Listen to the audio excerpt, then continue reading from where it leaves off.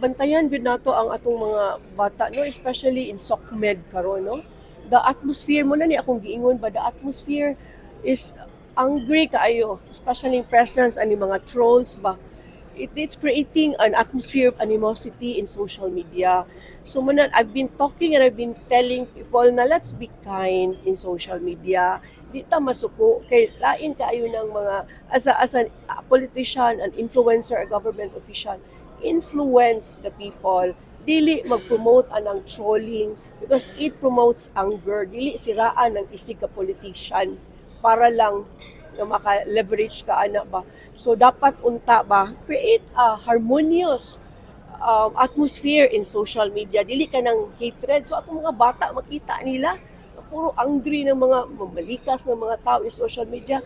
For me as a parent, no, I do not tolerate such thing. So as parents, bantayan sa nato atong mga bata.